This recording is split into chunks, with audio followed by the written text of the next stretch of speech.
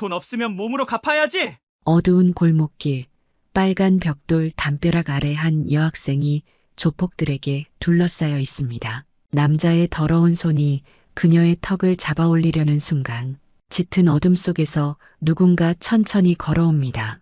어이 양아치놈들, 그 손 치워. 조폭이 비웃으며 칼을 꺼냈을 때 믿을 수 없는 일이 벌어졌습니다. 노인의 손이 번개처럼 움직였고 순식간에 조폭들이 바닥에 쓰러졌습니다. 과연 이 노인의 정체는 무엇일까요? 그리고 여학생과의 충격적인 인연은? 잠깐 구독과 좋아요 먼저 꼭 눌러주시면 복 받으실 거예요. 환갑을 바라보는 김준호는 여느 때와 같이 퇴근길을 걸었습니다. 군인 출신답게 지팡이 없이도 허리를 꼿꼿이 세운 채로 말이죠. 그의 발걸음은 천천히 빨간 벽돌이 늘어선 담벼락을 따라 이어졌어요. 이 길은 그가 30년 넘게 걸어온 익숙한 길이었습니다. 하지만 오늘은 뭔가 달랐어요. 저 멀리서 들려오는 비명소리가 그의 귀를 스쳤거든요. 제발요, 돈 없어요. 어린 여자아이의 목소리였습니다. 김준호는 발걸음을 멈추고 소리가 나는 쪽을 바라봤어요. 골목길 안쪽에서 한 여학생이 3명의 남자들에게 둘러싸여 있었습니다. 그중 한 명이 여학생의 멱살을 잡고 있었죠. 돈이 없으면 몸이라도 팔아야지. 내 엄마가 진 빚은 갚아야 할 거 아니야? 남자의 목소리는 으르렁거리듯 낮고 거칠었어요.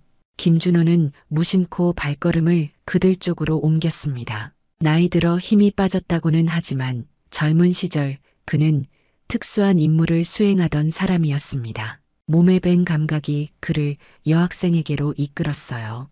아저씨, 무슨 일인지 물어봐도 괜찮을까요?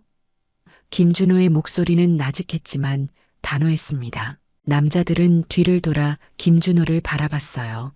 그들의 눈빛엔 노인을 향한 경멸이 가득했죠. 할아버지, 집에 나가서 약이나 챙겨 드세요. 여기서 뭐 하시는 거예요? 김준호는 미소를 지었습니다. 그럼 내가 경찰서에 동행해 드릴까요? 남자 중 하나가 주머니에서 작은 칼을 꺼냈어요. 이봐, 늙은이, 여기서 꺼져. 안 그러면. 그 말이 채 끝나기도 전에 김준호의 손목이 움직였습니다. 믿기 힘든 속도로요. 손목이 움직이고 그 다음 순간 칼을 든 남자는 바닥에 쓰러져 있었어요. 나머지 2명은 어리둥절한 표정으로 김준호를 바라봤습니다. 어떻게 일이 이렇게 된 건지 믿을 수 없다는 듯이요. 저희가 뭘 잘못했습니까? 그들 중 하나가 물었어요. 김준호는 천천히 걸어가 여학생의 손을 잡아 자신의 뒤로 숨겼습니다. 여자아이를 괴롭히는 건 좋지 않아요. 오늘은 이만 돌아가시죠. 다음엔 이렇게 쉽게 넘어가지 않을 겁니다. 남자들은 동료를 부축해 서둘러 그 자리를 떠났어요. 김준호는 여학생을 바라봤습니다. 18살 정도 되어 보이는 아이였어요. 눈가에 눈물이 고여 있었지만 또래 아이들보다 어딘가 성숙해 보였습니다. 김준호는 떨고 있는 여학생을 바라보며 물었습니다. 혼자 가기 무섭지 않나? 괜찮다면 오늘 밤은 내 집에서 지내도록 해라. 걱정 마라. 내가 해코지할 사람은 아니니까. 여학생은 주저하다가 고개를 끄덕였어요. 감사합니다. 저는 민지라고 합니다. 김준호의 집은 생각보다 정갈했습니다. 오래된 가구들이 정성스레 관리되어 있었고 작은 거실 한쪽에는 낡은 액자가 놓여 있었어요. 민지는 호기심에 그 액자를 들여다봤죠. 사진 속에는 젊은 남녀가 환하게 웃고 있었습니다. 남자는 분명 젊은 시절의 김준호였고 여자는 민지는 숨을 들이켰어요. 이분, 저희 엄마랑 너무 닮았어요. 김준호는 그 말에 천천히 고개를 들었습니다. 그의 눈빛이 흔들렸죠. 그렇게 생각하나? 그녀는 내 첫사랑이었다오. 민지는 사진을 더 자세히 들여다봤어요. 어떻게 된 거예요? 왜 헤어지신 거죠? 김준호는 깊은 한숨을 내쉬었습니다. 그의 목소리에는 세월의 후회가 담겨 있었어요. 35살 때였지. 갑자기 쓰러져 병원에 실려갔는데 의사가 시한부 판정을 내렸단다. 3개월 시간이 남았다고 했지. 민지의 눈이 커졌습니다. 김준호는 계속 이야기를 이어갔어요. 그녀에게 상처 주기 싫었어. 그래서 아무 말도 않고 떠났지. 지금 생각해보면 어리석은 결정이었다. 하지만 그땐 그게 최선인 줄 알았단다. 그런데 어떻게 살아계신 거예요? 민지가 물었어요. 김준호의 입가에 쓴웃음이 번졌습니다. 운이 좋았지. 다른 의사를 만나 삼성병원으로 옮겼는데 거기서 희귀병이란 걸 발견했어. 치료가 가능한 병이었단다. 2년 동안 치료받고 완치 판정을 받았지만 그의 말이 잠시 멈췄어요.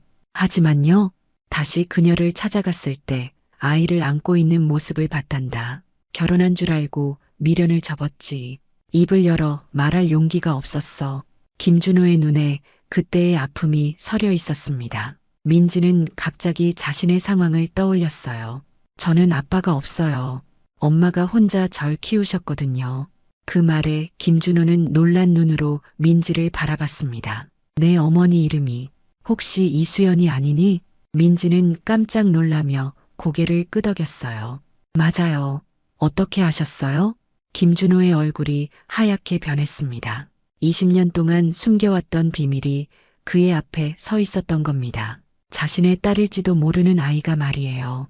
그는 몸을 떨며 의자에 앉았습니다. 민지야, 내가 혹시 내 딸일지도 모르겠구나. 민지의 눈에서 눈물이 흘러내렸어요. 너무 갑작스러운 진실에 그녀는 말을 잇지 못했습니다. 김준호도 마찬가지였어요. 하지만 그보다 더 시급한 문제가 있었죠. 민지를 위협하는 조폭들을 먼저 처리해야 했습니다. 내 어머니는 왜 저런 사람들에게 빚을 진 거니? 김준호가 물었어요. 민지는 눈물을 훔치며 대답했습니다. 엄마가 아프셔서요. 치료비 때문에. 김준호의 눈빛이 강철처럼 변했습니다. 걱정 마라. 내가 해결해 주마. 하루가 지나고 김준호는 결심했습니다. 민지의 문제를 해결하기 위해 자신의 오랜 과거를 다시 꺼내야 했어요. 전화기를 집어들고 오래전 사용하던 번호로 전화를 걸었죠. 아직도 그 번호를 기억하고 있다는 게 스스로도 놀라웠습니다. 여보세요, 강 반장님. 김준호입니다. 도움이 필요합니다. 전화 너머로 놀란 목소리가 들려왔어요. 준호 씨? 20년 만이군요. 무슨 일입니까? 우리 딸이 위험에 처했습니다. 예전에 함께 일했던 사람들 중 아직 연락 가능한 분이 있으신가요? 강 반장의 목소리가 진지해졌습니다. 몇 명 있지요. 무슨 일인지 자세히 말해보세요. 김준호는 민지의 상황을 설명했어요. 이수연이 병으로 치료비를 마련하기 위해 빚을 지게 된 일, 조폭들이 민지를 위협하는 일까지요. 그리고 무엇보다 민지가 자신의 딸일 수도 있다는 사실도 말입니다. 그렇군요. 지금 자네가 할 수 있는 최선의 방법은 조폭들과 직접 마주하는 겁니다. 내가 정보를 모아 보내드리겠습니다. 다음 날 아침 김준호의 핸드폰으로 메시지가 도착했어요. 조폭 두목의 이름과 전화번호, 그리고 그들의 활동 장소가 적혀 있었습니다. 김준호는 즉시 전화를 걸었죠. 나 김준호라고 하네. 민지라는 학생과 그 어머니 이수연 씨에 관한 일로 이야기하고 싶네. 전화 너머로 거친 목소리가 들려왔어요. 뭐, 누구세요? 한강 다리 밑, 오늘 자정에 만납시다. 직접 만나서 이야기하고 싶군요. 김준호는 민지에게 걱정하지 말라고 당부하고 약속 장소로 향했습니다. 서늘한 강바람이 그의 얼굴을 스쳤어요. 자정이 되자 여러 대의 차가 도착했고 대여섯 명의 남자들이 내렸습니다. 그중 한 명이 앞으로 나섰어요. 김준호 씨? 이런 늙은이를 만날 줄은 몰랐네. 그런데 뭔 상관이라고 이 일에 끼어드는 거야? 김준호는 천천히 걸어 나갔습니다. 그의 걸음걸이에는 힘이 넘쳤어요. 이수연 씨의 빚 얼마입니까? 두목은 비웃으며 말했어요. 5천만 원이 넘었어. 이자까지 합치면 7천만 원은 돼. 할아버지가 갚을 수 있겠어? 김준호는 고개를 끄덕였습니다. 일주일 안에 갚겠소. 대신 이수연 씨와 민지에게 더 이상 접근하지 마시오.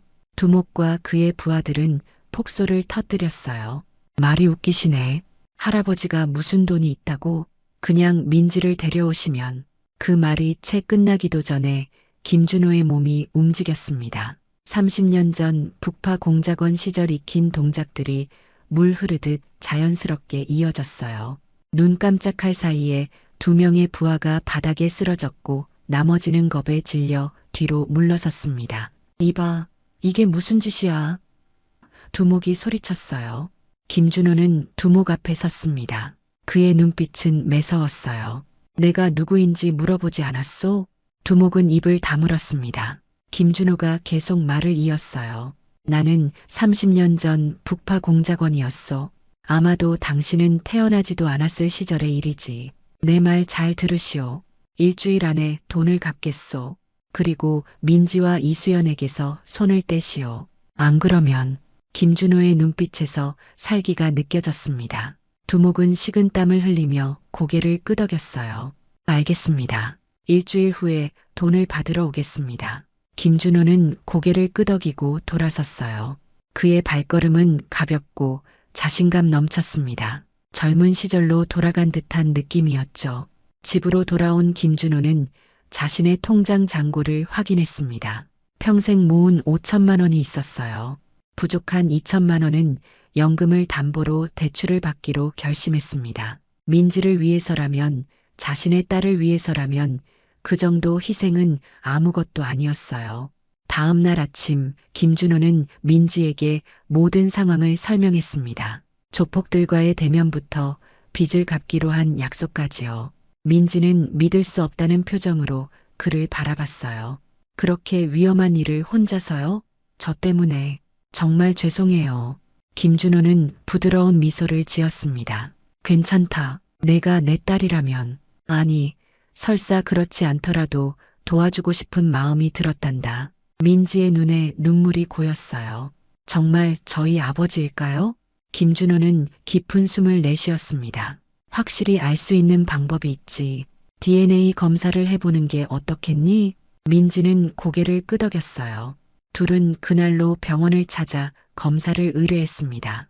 결과가 나오기까지는 일주일이 걸린다고 했어요. 김준호는 그동안 이수연을 찾아가기로 마음먹었습니다. 병원 침대에 누워있는 이수연은 많이 야위어 있었어요. 암 투병으로 지친 모습이었지만 여전히 김준호가 기억하던 그 아름다운 눈동자를 갖고 있었습니다. 수연 씨, 김준호의 목소리가 떨렸어요. 이수연은 놀란 눈으로 김준호를 바라봤습니다. 준호 씨, 어떻게 여기에? 민지를 통해 알게 됐어요. 내가 미안해요. 20년 전 아무 말도 없이 떠나서. 이수연의 눈에 눈물이 고였어요. 돌아오지 않을 줄 알았어요. 그래서 민지를 혼자 키웠어요. 당신의 아이라고 말할 수가 없었어요. 김준호는 이수연의 손을 잡았습니다. 그녀의 손은 차갑고 약했어요. 이제라도 알게 되어 다행이에요. 민지가 우리 딸이라면 내가 도와줄게요. 빚도 갚고 수연 씨 치료도 제가 책임지겠습니다. 이수연은 미소를 지었어요. 그 말을 들으니 참 다행이에요. 사실 제가 시간이 얼마 남지 않았거든요. 김준호는 충격을 받았습니다. 무슨 말이에요? 말기암이에요. 의사는 석 달을 넘기기 힘들다고 했어요. 민지가 혼자 남을까봐. 그게 가장 걱정이었는데 김준호의 눈에서 눈물이 흘러내렸어요. 운명이란 참 이상한 것이었습니다. 20년 전 자신이 시한부 판정을 받아 이수연을 떠났는데 이제는 이수연이 시한부 판정을 받아 자신에게 돌아온 것이었죠. 걱정 마세요. 내가 민지를 책임지겠습니다. 그리고 수연 씨가 완치될 수 있도록 최선을 다할게요. 이수연은 약하게 웃었어요. 고맙습니다, 준호 씨. 이제야 마음 놓고 치료에 집중할 수 있을 것 같아요. 일주일 후 DNA 검사 결과가 나왔습니다. 김준호와 민지는 병원 상담실에서 결과를 기다렸어요. 의사가 서류를 들고 들어왔습니다. 검사 결과 두 분은 부녀 관계가 맞습니다. 친자 확률이 99.9%입니다.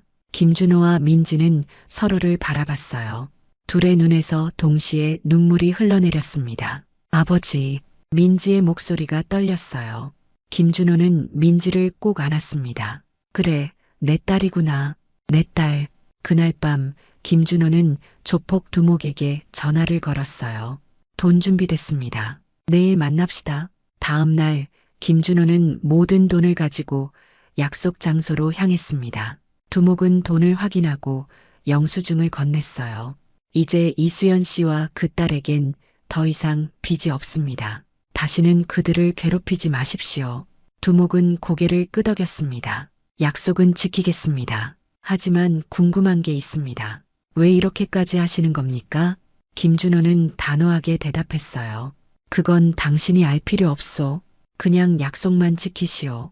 김준호는 자신의 옛 동료들에게 연락했습니다. 특수요원 시절 함께 일했던 사람들은 이제 각자의 자리에서 사회의 중요한 위치를 차지하고 있었어요.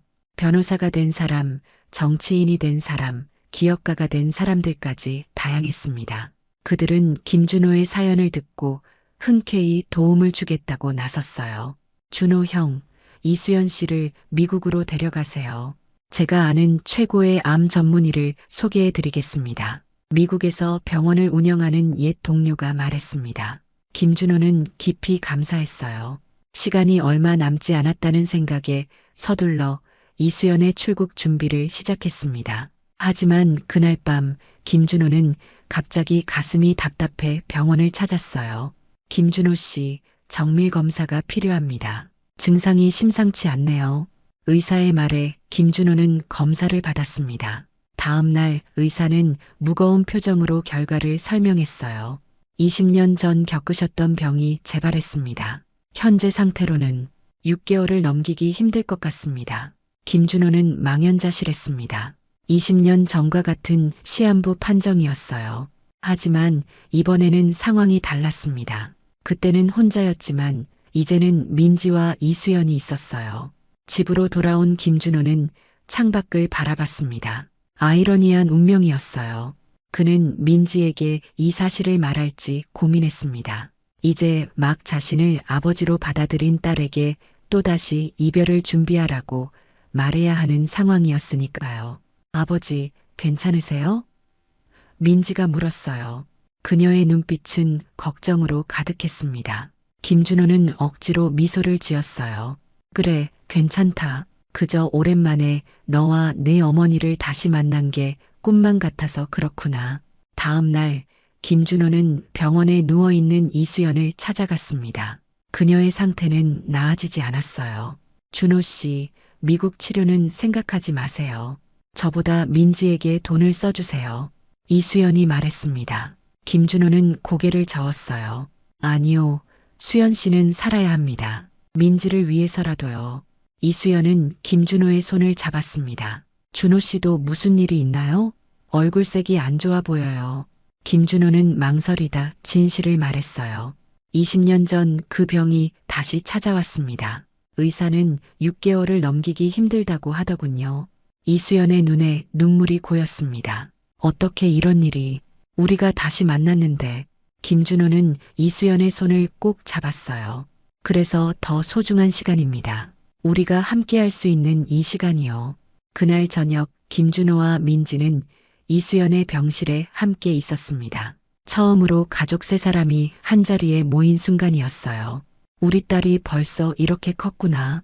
이수연이 민지의 머리를 쓰다듬으며 말했습니다. 민지는 두 사람의 손을 잡았어요. 엄마, 아빠, 우리 이제 함께 살아요. 김준호와 이수연은 서로를 바라봤습니다. 둘 다 시한부 판정을 받은 상황이었지만 그 누구에게도 이 순간만큼은 행복했어요. 그래, 함께 살자. 김준호가 말했습니다. 그는 진심으로 그렇게 생각했어요. 남은 시간이 얼마든 가족으로 함께하는 시간이 소중했습니다. 민지는 아직 두 사람의 상태를 정확히 알지 못했어요. 그저 오랜 시간이 지나 다시 만난 가족의 기쁨에 젖어 있었습니다. 김준호와 이수연은 눈빛으로 서로를 이해했어요. 민지에게 진실을 언젠가는 말해야 하겠지만 지금은 이 행복한 순간을 지켜주고 싶었습니다. 3개월이 지났습니다. 놀랍게도 이수연의 상태는 호전되고 있었어요. 미국에서 온 새로운 치료법이 그녀에게 효과를 보이고 있었습니다. 의사들은 조심스럽게 희망을 이야기했어요. 이수연 씨의 암세포가 줄어들고 있습니다. 아직 단정 짓기는 이르지만 좋은 신호입니다. 반면 김준호의 상태는 점점 나빠지고 있었습니다. 그는 병원 침대에 누워 창밖을 바라보는 시간이 많아졌어요. 하지만 그의 얼굴에는 이상하게도 평온한 미소가 깃들어 있었습니다. 자신이 떠난 후에도 이수연과 민지가 함께할 수 있다는 사실이 그에게 위안이 되었기 때문이죠. 아버지, 좋은 소식이 있어요. 민지가 병실로 뛰어들어왔습니다. 엄마가 내일 퇴원하신대요. 김준호는 미소를 지었어요. 정말? 그거 참 다행이구나. 민지는 아버지의 손을 꼭 잡았습니다. 아버지도 곧 나아지실 거예요. 제가 매일 기도하고 있어요. 김준호는 딸의 머리를 쓰다듬었어요. 그는 민지에게 자신의 상태가 얼마나 심각한지 말하지 않았습니다. 하지만 민지도 이미 알고 있었어요. 의사가 실수로 말한 것을 들었던 거죠. 그래서 그녀는 더욱 밝게 웃으려 노력했습니다. 다음 날 이수연은 휠체어를 타고 김준호의 병실을 찾아왔어요. 그녀의 얼굴에는 오랜만에 혈색이 돌아왔습니다. 준호 씨, 제가 나았어요. 이제 제가 당신을 돌볼 차례예요. 김준호는 깜짝 놀랐어요. 정말 나아진 거야? 이수연은 고개를 끄덕였습니다. 완치까지는 아니지만 의사 선생님이 암세포가 거의 사라졌다고 하셨어요. 기적이래요. 김준호의 눈에 눈물이 고였습니다. 그래, 기적이구나. 이수연은 김준호의 손을 잡았어요. 당신도 기적을 믿어요. 우리가 20년 만에 다시 만난 것처럼 당신도 반드시 나을 거예요. 그날 저녁 세 사람은 병원 정원에 나와 앉았습니다. 가을의 저녁 노을이 아름답게 펼쳐져 있었어요. 민지는 두 분의 손을 잡고 있었습니다. 아버지, 엄마, 저 대학에 합격했어요. 법학과예요. 김준호는 놀란 눈으로 민지를 바라봤어요. 법학이라고? 왜 하필? 민지는 미소를 지었습니다. 아버지처럼 정의를 지키는 사람이 되고 싶어서요. 약자를 보호하는 변호사가 될 거예요. 김준호의 눈에서 눈물이 흘러내렸어요. 자신이 평생 몸담았던 정의의 가치를 딸이 이어받겠다는 말에 가슴이 뭉클했습니다. 고맙다, 민지야. 아버지는 정말 자랑스럽구나. 한 달 후 놀라운 일이 일어났습니다. 김준호의 주치의가 흥분한 목소리로 말했어요. 김준호 씨, 우리가 새로운 치료법을 발견했습니다. 미국에서 개발된 최신 약물인데 이수연 씨와 같은 임상시험에 참여하시면 어떨까요? 김준호는 망설임 없이 동의했습니다. 그에게는 이제 살아야 할 이유가 생겼으니까요. 가족과 함께하는 시간, 딸의 성장을 지켜보는 시간이 필요했습니다. 1년 후 김준호는 병원 앞 벤치에 앉아 있었습니다. 그의 옆에는 이수연이 있었고 민지는 앞에서 사진을 찍고 있었어요. 웃으세요, 아버지, 엄마. 두 사람은 환하게 웃었습니다. 김준호와 이수연 모두 기적적으로 완치 판정을 받았어요. 의사들은 놀라워했지만 세 사람에게는 이미 예상된 결과였습니다. 사랑의 힘이 그들을 살린 것이니까요. 준호 씨, 이제 어떻게 할 거예요? 이수연이 물었어요. 김준호는 하늘을 바라봤습니다. 먼저 우리 결혼부터 하자고요. 20년이나 늦었지만 아직 늦지 않았죠. 이수연은 웃으며 고개를 끄덕였어요. 네, 좋아요. 민지는 두 사람을 바라보며 환하게 웃었습니다. 그녀는 이제 대학교 법학과 2학년이 되었고 주말마다 부모님을 찾아왔어요. 아버지, 엄마, 우리 앞으로 100년은 더 함께해요. 김준호는 딸을 꼭 안았습니다. 그는 이제 알았어요. 인생이란 길이가 아니라 그 안에 담긴 사랑의 깊이로 측정되는 것이므려. 어쩌면 그의 시한부 판정은 그에게 진짜 삶의 의미를 찾게 해준 축복이었는지도 모릅니다. 그래, 민지야. 우리 함께 아름다운 인생을 살자꾸나. 비록 늦게 만났지만 앞으로의 시간은 더 소중하니까. 세 사람은 함께 손을 잡고 봄날의 햇살을 맞으며 걸었습니다. 그들의 발걸음은 가볍고 희망에 차 있었어요. 인생의 겨울을 지나 마침내 찾아온 따뜻한 봄날처럼 세 사람의 새로운 시작이 그렇게 펼쳐지고 있었습니다. 오늘의 사연 어떻게 들으셨나요? 결말까지 보셨다면 여러분의 의견을 댓글로 남겨보세요. 지금까지 맛있는 사연을 만드는 채널 사연의 맛이었습니다. 오늘도 귀한 시간 내어주시고 끝까지 시청해주신 구독자 여러분, 진심으로 감사드립니다. 그리고 사랑합니다. 다음 영상을 누르시기 전에 잠깐 구독과 좋아요 먼저 꼭 눌러주시면 부자 되실 거예요.